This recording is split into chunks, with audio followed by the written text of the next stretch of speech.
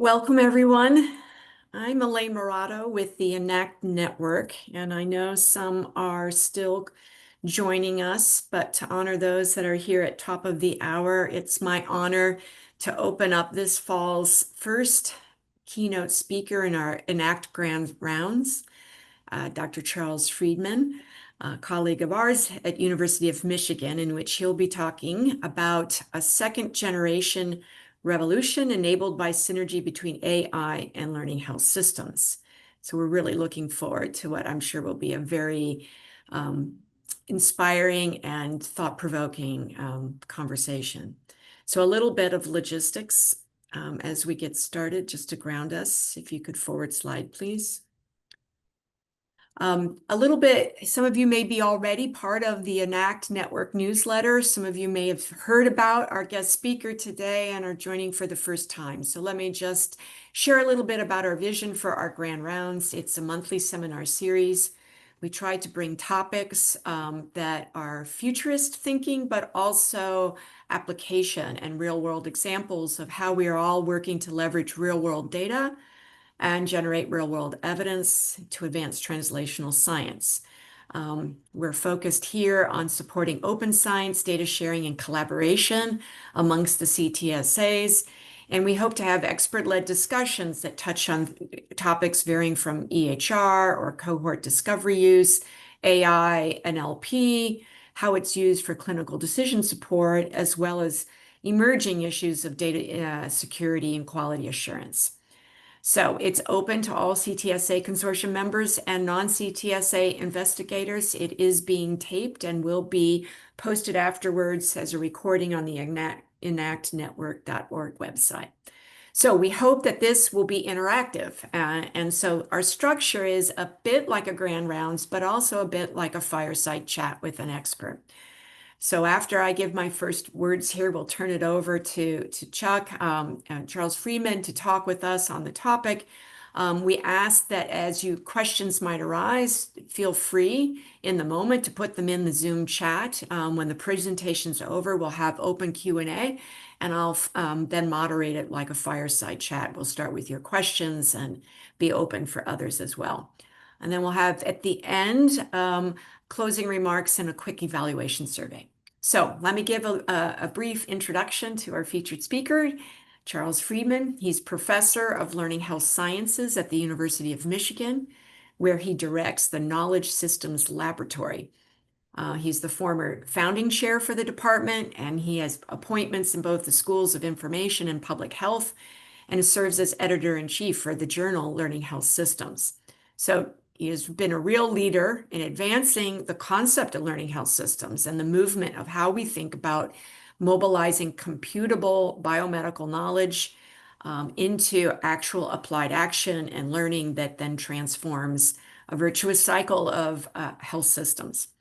He's distinguished in the American College of Medical Informatics and brings, importantly, real-world experience in government, formerly in executive roles at the U.S. Office of National Coordinator for Health IT, and previously at the University of Pittsburgh, where he helped to found the bioinformatics division there.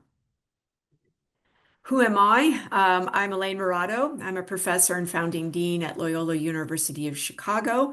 Our CTSA here locally in Chicago is with the University of Chicago and Rush University. My area of interest as a pharmacoepidemiologist is looking at these real-world data sets from a post-marketing surveillance and safety surveillance, and how do we use these networks to inform risk management. So I've always enjoyed getting to talk and learn from Dr. Friedman, and we're looking forward to what he will be sharing with us today. Thank you very much. I'll turn it over to you now. Very pleased to have this opportunity to talk about some ideas that I have come to see as being of great importance to us going forward. This talk is actually based on the introductory keynote I gave at the Medical Informatics Europe meeting, and I'll be interested to know what you all think of what I have to say.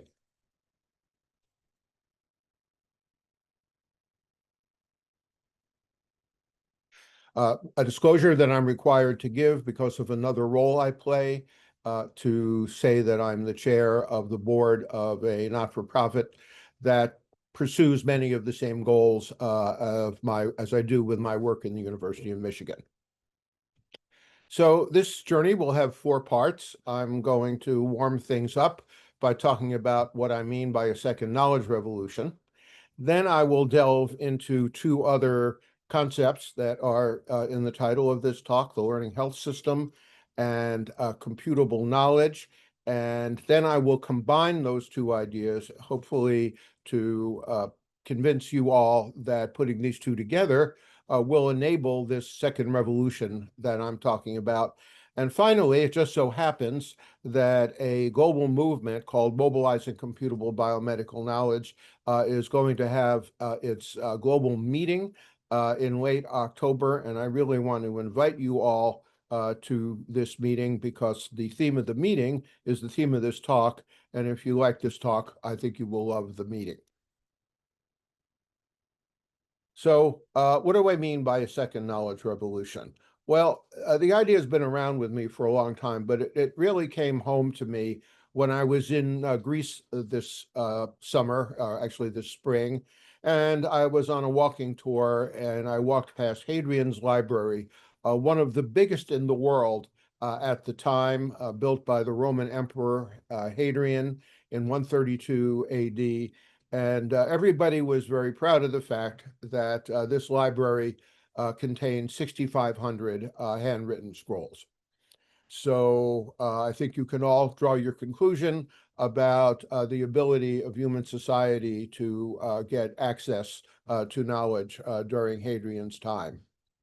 Well, as you might know, the first knowledge revolution, or what I'm calling the first knowledge revolution, was seen with the invention in the 15th century AD of the movable type printing press.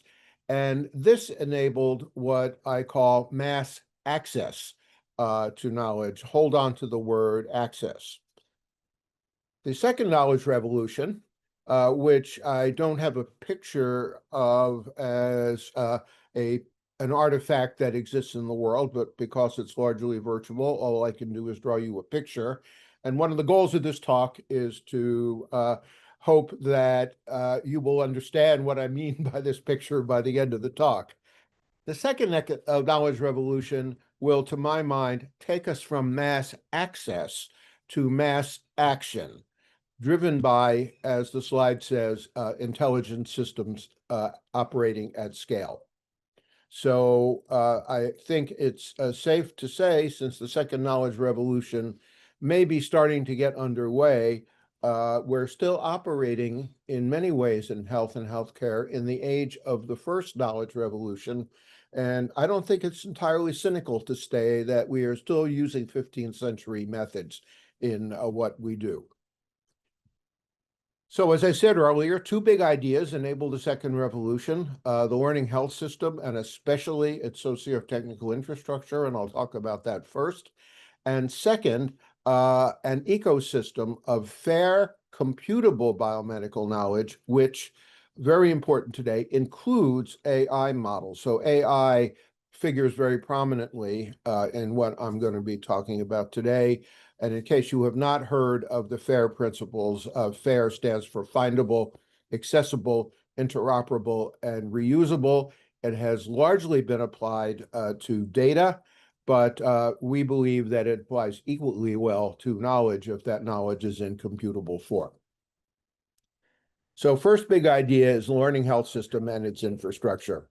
So learning health systems can be defined very briefly in the way you see at the top of the slide. A health system of any size becomes a learning health system when it acquires a particular ability, and that is to continuously and routinely improve health through a marriage. And the word marriage is used very intentionally, marrying discovery to implementation. The idea was originated by what was then called the Institute of Medicine, now called the National Academy of Medicine, through a workshop report that they issued in 2007. And you can read lots and lots about learning health systems through the series of books and monographs that they have produced since 2007. In the shameless commerce part of this talk, you can also read about learning health systems in the journal creatively entitled Learning Health Systems, which I have the privilege of editing.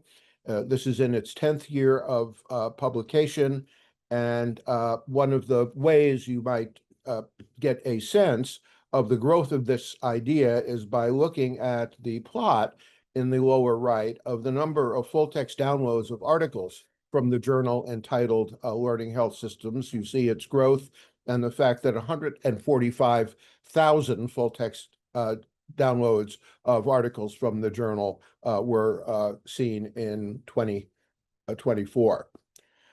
Learning health systems can exist in many different shapes and forms and at different levels of scale. Single organizations can be learning health systems. Networks of otherwise independent organizations can come together and form what is called a learning network, and there are plenty of those in existence today.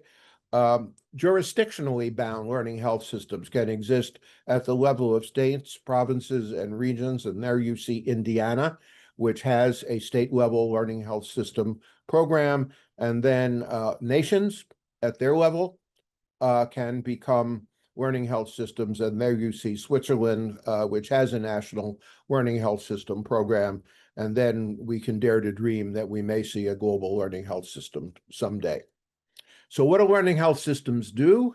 The fundamental activity is really not a new idea. The idea of cyclical cyclical iterative processes to drive quality improvement through multiple iterations. Here you see the way we think about this in a learning health system context, and you see the marriage. You see the ring there that marries discovery to implementation, and the process begins when a learning community forms in pursuit of solving a health problem of interest. It could be any health problem of interest. Usually it's a difficult problem, a system problem that needs a system solution. And this community, this multi-stakeholder community, forms sharing a passion to solve this problem. From there, the cycle goes from capturing practice to data to assembly of that data and analysis of this data, which results in evidence or knowledge. I use those terms equivalently from internal or local analysis and context. This is then joined with evidence bearing on the same problem that was generated elsewhere, often largely from the literature. These come together, and the community moves immediately because of this marriage. What they discover, they must implement to interpreting these results based on these results and this evidence, designing interventions, implementing them, which then swings around to the second iteration of the cycle where measurements are taken, the system has changed, and the results of these measurements over the change system initiate the second iteration of the cycle, and so on it goes. So the moral of the learning health system story is that better health requires this marriage, and not this, which is what I was certainly trained to do in graduate school, and which got me promoted and tenured and all of those nice academic things.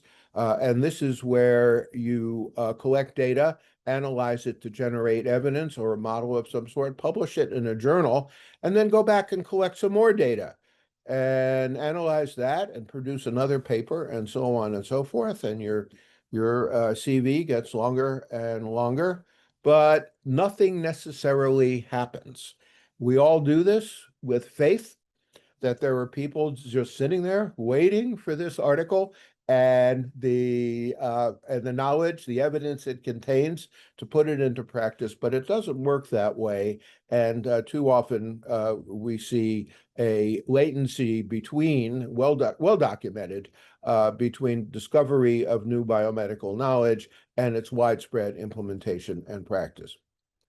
And the other thing that can cause things not to work as we hope and lead to a latency between discovery and implementation is a more practical issue of there being a gap at the top of this improvement cycle where discovery happens, but implementation doesn't. And one of the reasons we need this second knowledge revolution, as I will describe, is to do everything we can to keep that from happening. So there are three distinctive features of learning health systems. One is that these learning communities, when they start out on the journey toward improvement, embrace uncertainty. They take an oath of agnosticism, saying they were open to whatever the discovery process yields. The second, I've already mentioned, it's this multi-stakeholder community which follows the cycle through, which engenders an engagement by patients, by providers, by managers, by public health officials, and others who combine their experience and wisdom to drive this process. And then there is the issue of infrastructure, and infrastructure can be thought of, as I'll describe in a moment in more detail, shared services that make the learning system a system. So let's go a little bit into infrastructure here. I think you can see that these improvement cycles alone can enable improvement directed at whatever problem they set out to solve, but they do not create a system. They create a bunch of cycles. They have no infrastructure. Each one operates independently of the other. And I find it useful to talk metaphorically about the City of London, which, as everybody knows, is bisected by the Thames River. And the people who run the City of London have a challenge. They've got to get a lot of people across the river every day. And they really have two ways of doing it. They could give everybody a hammer and some nails and some wood and some glue and some other things and say, okay, build yourself a boat and row yourself across. The picture of hundreds of thousands of boats in the river is kind of humorous. Or, as you know, they did, that you build one or two or a few bridges across the river, which everyone can use. But clearly, this is an infrastructural approach, whereas the rowboats are not. And one of our mantras as we promote learning health systems is that we need to build bridges, not rowboats. If we can imagine that the independent learning cycles, the independent improvement cycles are like rowboats, what's the analogy to a bridge? What does infrastructure for a learning health system look like? How do we enable this set of cycles, probably executing simultaneously under the aegis of its own community and addressing a unique problem, to function as a scalable and sustainable system? Well, the way you do this, and this is very much an informatics approach to this problem, is to create a set of services. We love services in information technology and informatics, and the concept is very applicable here.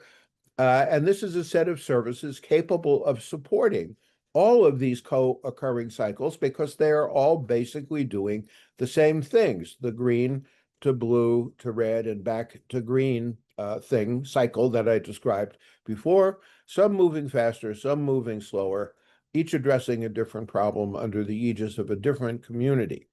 The important thing to point out, and you see the infrastructure represented by this disk supporting the cycles, is that it is a socio-technical infrastructure. A lot of people who talk about learning health systems, talk about them as if they're technology only. And in the extreme case, I wish I had $5 for everybody who has said, well, we have an EHR, so we're a learning health system. Nothing could be further from the truth. An EHR may be necessary, but it's certainly not sufficient.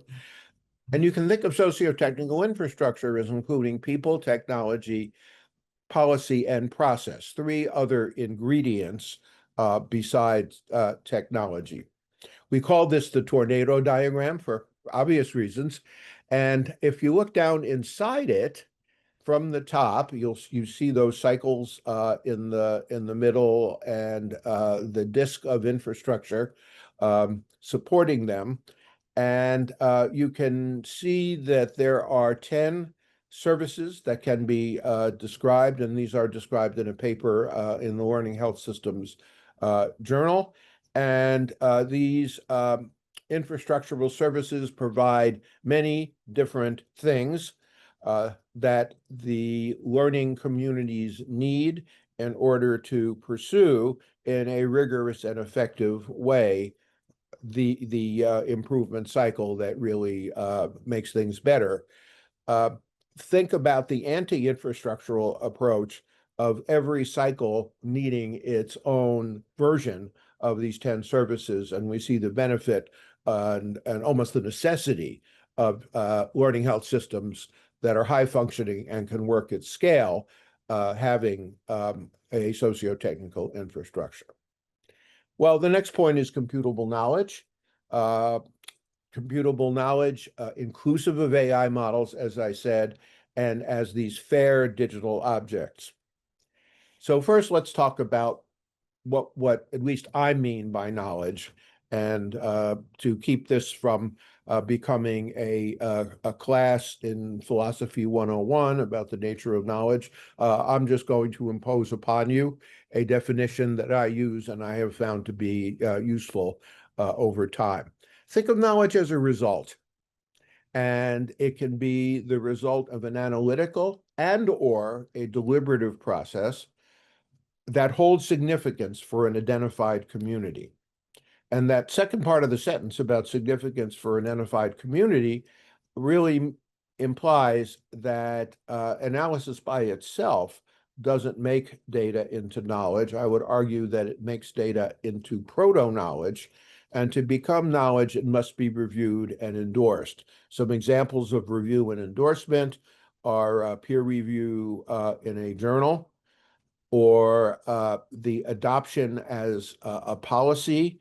For example, if the knowledge is a set of care guidelines, endorsement by a clinical society that says we have deliberated, and this is where the deliberative side of the process comes in, and we believe that by consensus that this is the right way to do things.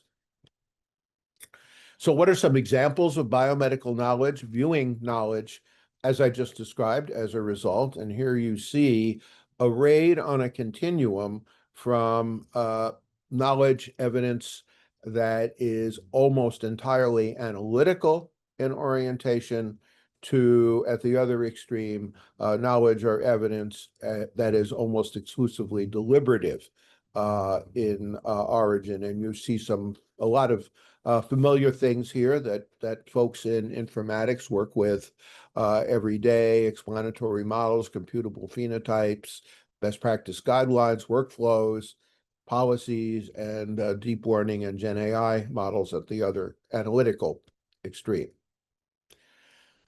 So, continuing the discussion about knowledge, it's important to recognize that there are now in the modern world two complementary ways to represent knowledge. One way is a way that Hadrian would have found very, very familiar, and certainly that the early inventors of the printing press would have found very familiar, and that is knowledge in human readable form, represented in human readable form in words and pictures and equations. And it goes without saying that the recent movement of reading human readable knowledge on paper being replaced by reading the same knowledge on a screen as a PDF file doesn't change the fact that this is still human readable knowledge.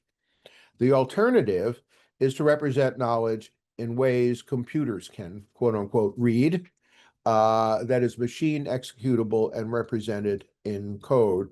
And we use this golf ball as a way of representing computable knowledge. And as I'll get into in a moment, computable knowledge represented as a digital object. Actually, I'll get into it in the next slide. So just as human readable knowledge can be packaged in a book or a PDF file with metadata, so can computable knowledge, which can be packaged as a digital object following the seminal ideas of Bob Kahn back in the early 2000s. And then digital objects can achieve, if they are structured in particularly useful ways, the FAIR principles of being findable, accessible, interoperable, and reusable.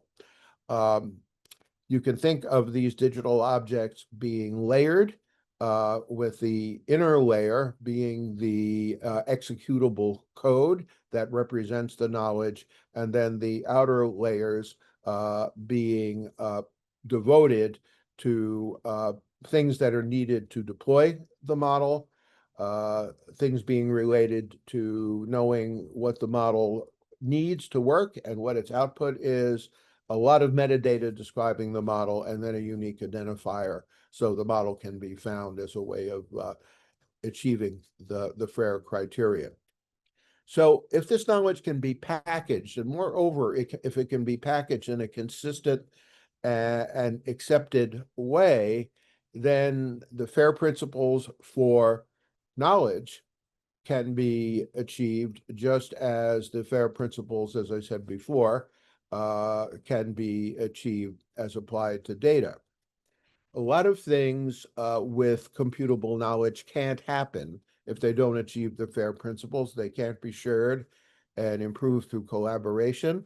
They can't be combined through synergistic combinations of objects, what computer scientists call composition.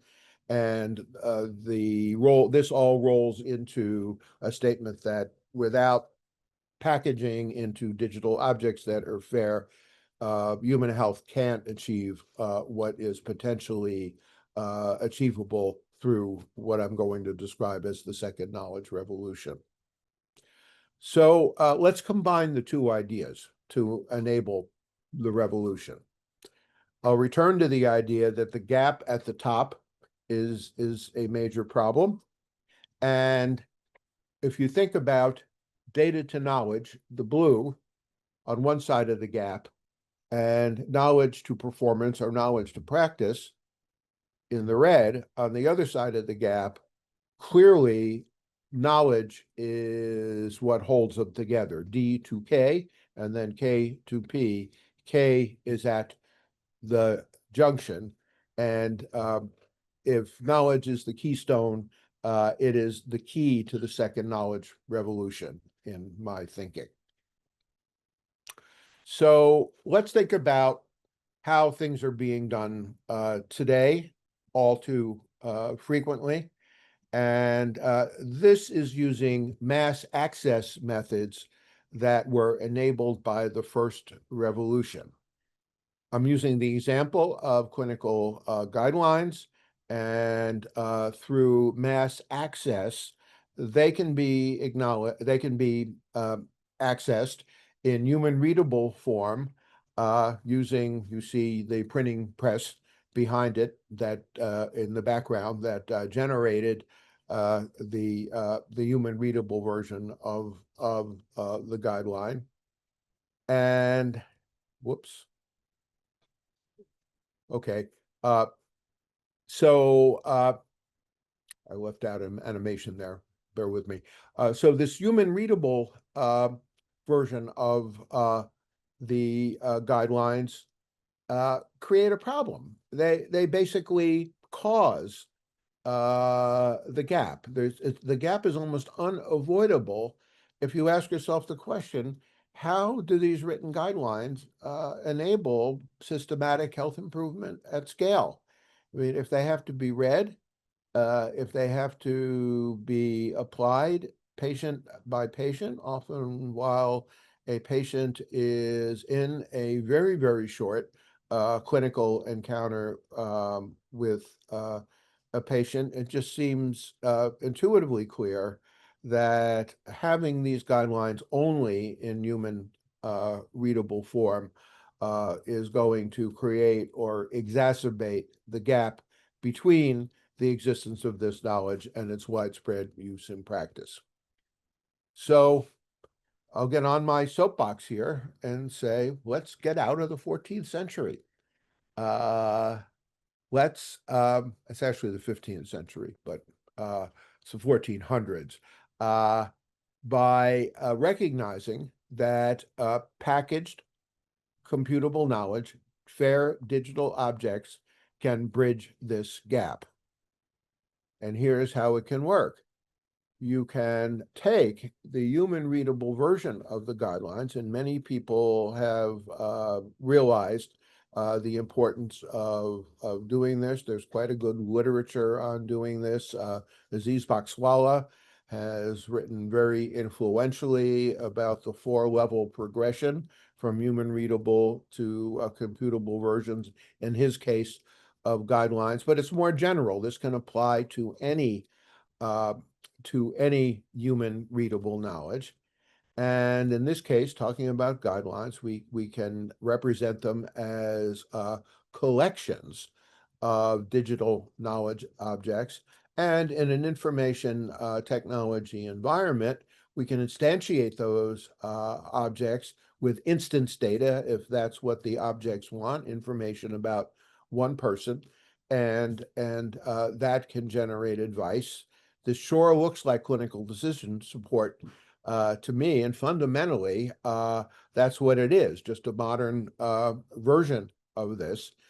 And then the results of that advice, whether the advice is followed, whether the advice is ignored, whether anyone gets any healthier, whether there are misadventures, is reflected. And notice that in following this path, coming out of the digital objects and back, it is in effect executing the K to P part of the improvement cycle.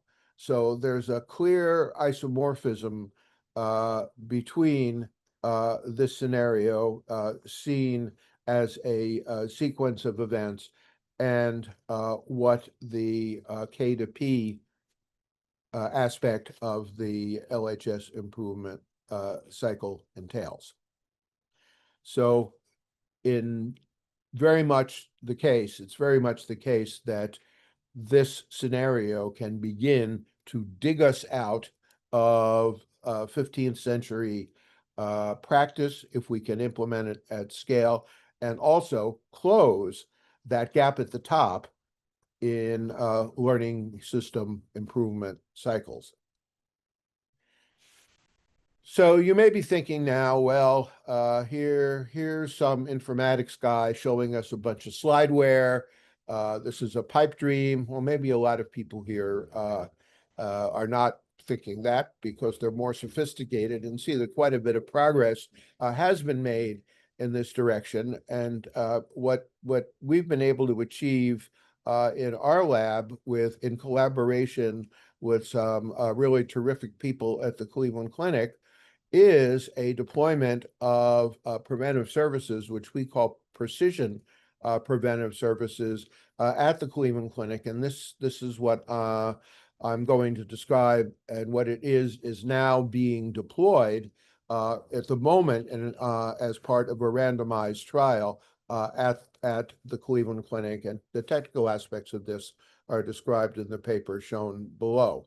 So if you think of this in terms of an improvement cycle, the problem of interest is improving preventive services, and the evidence being used to do that is a combination of the grade A and B recommendations of the U.S. Preventive Services Task Force and a set of precisionizing algorithms which have been highly validated and which predict for any given individual, based on about 80 characteristics of that individual, the expected life year gain from that individual adopting each preventive service.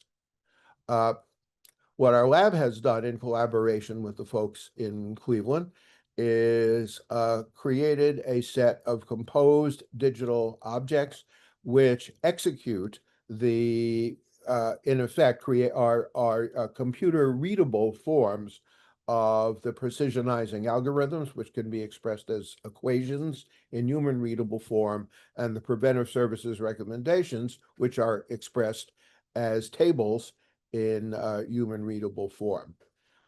This composed set of objects is instantiated with instance data as it goes into production. This creates a set of prioritized precision preventive recommendations, which are sent to people, in most cases to a provider and that provider's patients, who together make a decision about what recommendations are going to be adopted by that person, very much informed by not only their recommendations themselves, but also their prioritization in relation to extending life years. The results of that advice are then tracked, and what you see here is the execution of a preventive services improvement cycle, in addition to, as I described before, the representation of the knowledge in a way that can drive what I may be aggressively calling a revolution, particularly if you take these methods to scale. And the informatics methods that this contains create the potential for taking it to scale. So, well, how can this work? Well, first, let's talk about what some of the features of mass action are, and I've implied some of them in the comments I've already made. Features of mass action include putting knowledge in computable form, delivery, the ability to deliver these interventions at unlimited scale, the ability to change keep the knowledge up to date by modifying in a collection of objects only those elements that need to be updated, and the changes can be then disseminated in large scale very rapidly. And the synergy among the knowledge elements generates highly valuable interventions that can really achieve the complexity, that match the complexity that modern biomedical knowledge brings with it. So, all right, this is all well and good, but how do you make it work? How do you make it work from an IT architecture point of view? And this is where learning health system infrastructure comes in.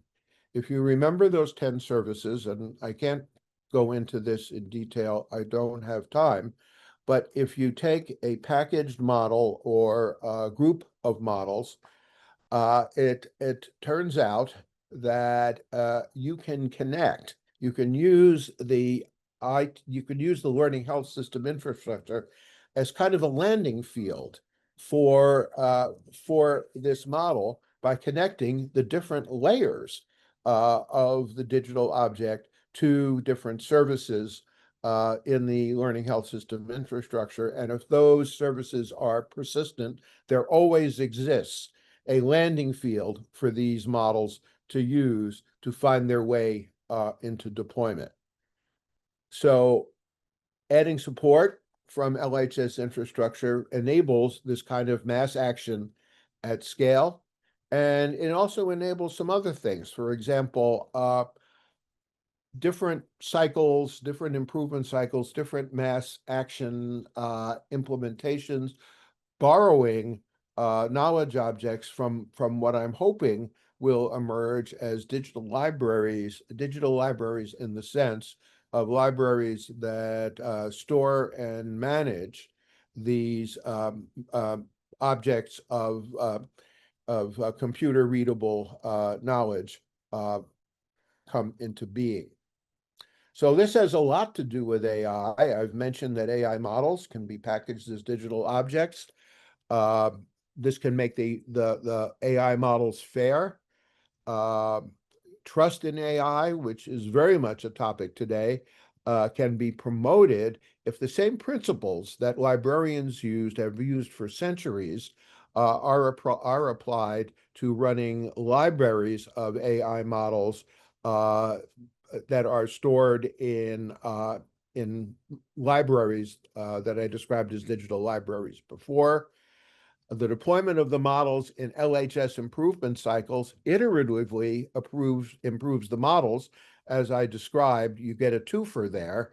You get an improvement cycle, and you get the LHS, uh, and you get the ability to take what you learn from the deployment of these models and move it into the next iteration of the cycle. I've used the metaphor that the LHS infrastructure in this way provides an instrument landing platform for AI models with a nod to aviation. Now, to bring this to a close, which will leave us close to 15 minutes, I hope, for discussion, I want to invite you to the upcoming meeting of the now global movement to mobilize computable biomedical knowledge. This was grounded in a manifesto and established in 2018. There will soon be 4 chapters of this global movement, North American and UK chapters that already exist, and chapters forming in continental Europe and Australasia. The vision of MCBK is made clear here, and I think you can see it relates to everything I was just talking about. Some great work has been done by MCBK to date, one on the key concept of metadata for computable knowledge. In the UK, there's an active collaboration with the National Institute for Clinical and Health Excellence, NICE, and they are working with NICE to move the knowledge produced by NICE into computable forms, and to realize the key role of libraries, as I was just describing very briefly in this whole area. A joint project spanning the ocean is underway to engage health librarians in this movement. More specifically, the global meeting this year will be on globalizing a second knowledge revolution for better health. It's fully online, free of charge. You can get right to the registration site using this QR code. The meeting is about 5 hours each day on October 27th and 28th in North America. There are second sessions on each day, much later in the day in North America to serve Australasia. And the program, we've got a lineup of superb speakers, lightning talks that have been submitted. And so far, there may be more, 7 state-of-the-art interactive workshops with some of the technical leaders in the field, where you can learn how to do some of the things that have been done that align with the second knowledge revolution and the movement toward it. So, in closing, vive la revolution, excuse my bad French. I hope I convinced you we're still doing a lot of what we do in health and healthcare with 15th century methods, and it's important that we go together toward an era of mass action intelligence systems at scale, quite possibly doing this using the methods I've described today. So thank you. Write to me if you have questions that we did not have time to talk about in the next few minutes. Please write to me and I'll get back to you. Thanks very much. Just a verbal reminder, please drop any questions that you might have or comments into the chat and we'll weave them into our conversation. I have a couple to get started. So Wait. Who said you could ask a question? well, while we're waiting. Oh, So okay. While it's we're waiting, a that's so. question. I'm priming the pump. I love the concept of this marriage between the data to knowledge and the knowledge to practice or performance. We talk a lot about that in public health, right, in particular. So I really appreciate it. And as an implementation scientist, everything we're trying to do is to make that more seamless. So my question And so I really like the virtuous cycle. But in times we know as we teach health policy that policy or implementation context matters. Where you live, the values, the beliefs, attitudes that you have shape how we often turn knowledge into action and how we make decisions around that knowledge. And, my own area of research in drug safety is, how people look and interpret a case or data about a drug safety signal does vary over time based on whether or not they believe we need new medicines faster or we're feeling we don't want safety concerns out there. And that's just a natural thing that happens and changes over time. So my question is, how are you thinking about this idea of that there's a time variance aspect that happens or a context variance that happens in that step of going from proto knowledge to knowledge? And should we be building in processes to be double checking that or evaluating that over time? And not just always assuming that that's a one-way step, and once it's crossed, then we're done. Your thoughts on that? Many. Thank you for that question. First of all, this isn't a one and done. Right. So from a knowledge perspective, each iteration of the cycle is going to change the knowledge at the top. So that's one point.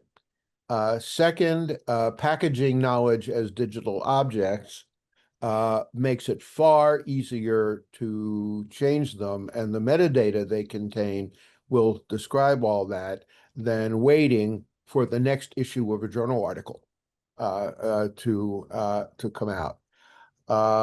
Third, it's very clear to me that the merger, as you complete each cycle, of locally produced evidence and external evidence that is found in the literature can help contextualize what the local people are finding and say, hey, wait a minute, we found this, but everyone else found that. Does that mean there's something special about us? Or maybe we might not, maybe we better think twice about implementing what we found locally because no one else has found this, in which case the cycle would backtrack a bit. But the merger between externally existent knowledge and knowledge produced locally really contextualizes the whole process. So there are at least three important connections between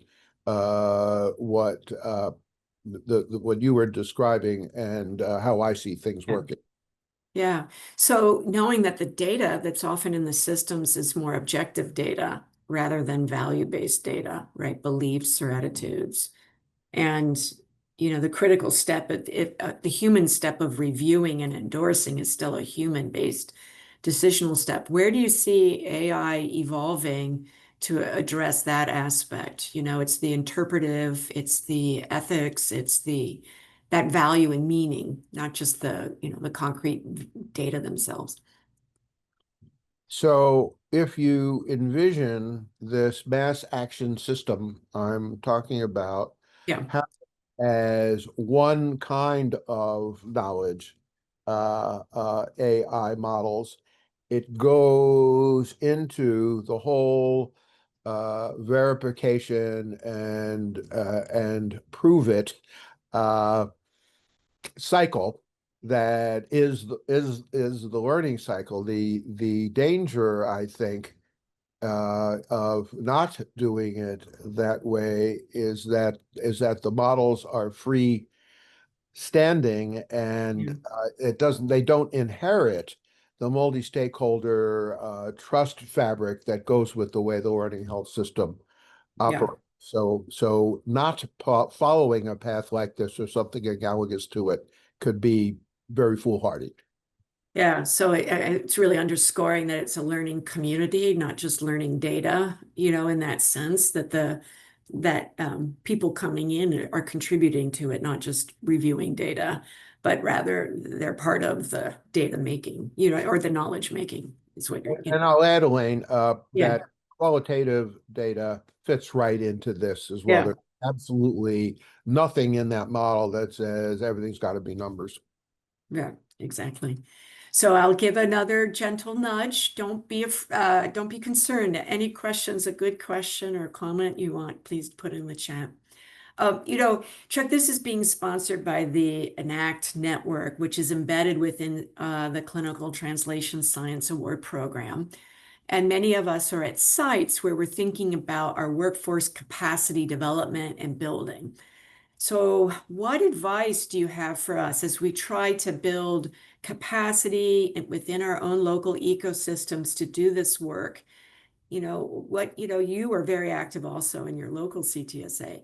What should we be building in as we envision the workforce of the future on these skills that are necessary for this second revolution? Yeah, yeah. So, by the way, I'm still active with our Yeah. CTSA. Uh, Then, so, what are you doing at your site, to address this? interestingly, we have a P30 grant from one of the ARC Picori Yeah, P30 grants to train learning health system scientists who embody, and they come in many different shapes and sizes, but they embody the workforce that's going to be needed yeah, to carry this forward. In our program, the scholars, the learning health system scientists, scholars that we bring into the program take 3 graduate level courses in our graduate program, which interestingly is called Health Infrastructures and Learning Systems. We are so sold on the importance of infrastructure to make this all work at scale that it's in the title. And almost all of them are going to take a course in infrastructure. And, yeah, and I think in order to get a sense of how to do this, whether you're going to be an infrastructure builder or not, if you work in this area and try to move this forward, you're going to be an infrastructure user, and you want people to be intelligent infrastructure users. So I encourage people to take a look at yeah. first of all, the curriculum for our master's and PhD programs, where we have 2 infrastructure courses, and what our learning health system scholars do, which involves them taking 3 courses, and we strongly encourage them to take the infrastructure course. So kind of extending upon your boat and bridge, the infrastructures, you need to understand the map, right? And navigation and really encourage people with more of a systems perspective lens as opposed to just getting from point A to B, but to understand the larger context. Yeah, Am I yeah. reading There's your nothing more systems oriented than infrastructure. I Yeah, mean, the terms are almost synonymous to my yeah. way. So my last question is if you had a magic wand and what would be the one thing you would, translational roadblock you wish would be addressed that would really help get the flywheel going more at more sites in this learning health system model? Okay. The sources of funding, even under previous administrations, I won't get into the current administration, but even under previous administrations, have not seen the importance of building infrastructure and investing in infrastructure and recognizing that infrastructure per se uh, needs continuing support because it needs to continue to evolve. The Golden Gate Bridge and the Bay Bridge are constantly being painted. They get to one end and they're turned around and start painting it again.